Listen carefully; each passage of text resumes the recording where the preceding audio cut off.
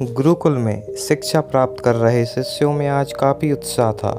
उनकी 12 वर्ष की शिक्षा आज पूर्ण हो रही है और अब वो अपने घर को लौट सकते हैं।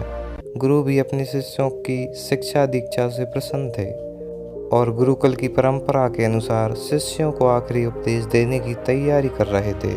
उन्होंने ऊंची आवाज़ में कहा, आप सभी एक जगह एकत्रित हो जाओ, मुझे आपको आखिरी उपदेश देना है।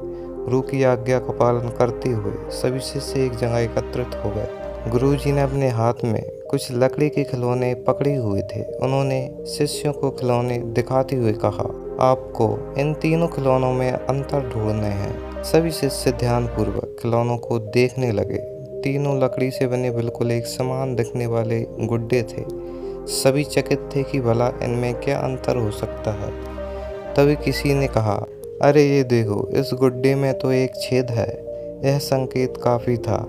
जल्द ही शिष्यों ने पता लगा लिया और गुरुजी से बोले, गुरुजी, इन गुड्डों में बस इतना ही अंतर है कि एक के दोनों कान में छेद है, दूसरे के कान में और मुंह में छेद है और तीसरे के सिर्फ कान में छेद है। गुरुजी बोले, बिल्कुल सही, और उन्होंने धातु का एक पतला तार देते हुए उसे कान के छेद में से डालने के लिए कहा। शिष्यों ने वैसा ही किया। तार पहले गुड्डे के एक कान से होता हुआ दूसरे कान से निकल गया, दूसरे गुड्डे के कान से होते हुए मुंह से निकल गया और तीसरे के कान में घुसा पर कहीं से निकला नहीं और तीसरे के कान में घुसा पर कहीं से निकल नहीं पाया।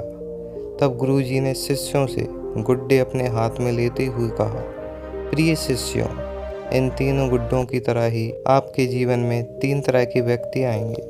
पहला गुड्डा ऐसे व्यक्तियों को दर्शाता है जो आपकी बात एक कान से सुनकर दूसरे कान से निकाल देंगे। आप ऐसे लोगों से कभी अपनी समस्या साझा न करें। दूसरा गुड्डा ऐसे लोगों को दर्शाता है जो आपकी बात सुनते ही उसे दूसरों के सामने जाकर बोलते हैं। इनसे बचें और कभी अपनी महत्वपूर्ण बातें इन्हें न बताएं। और तीसरा गुड्डा ऐसे लोगों का प्रतीक है जिन पर आप भरोसा कर सकते हैं और उनसे किसी भी तरह का विचार विमर्श कर सकते हैं, सलाह ले सकते हैं। यही वो लोग हैं जो आपकी ताकत हैं और उन्हें आपको कभी खोना नहीं चाहिए।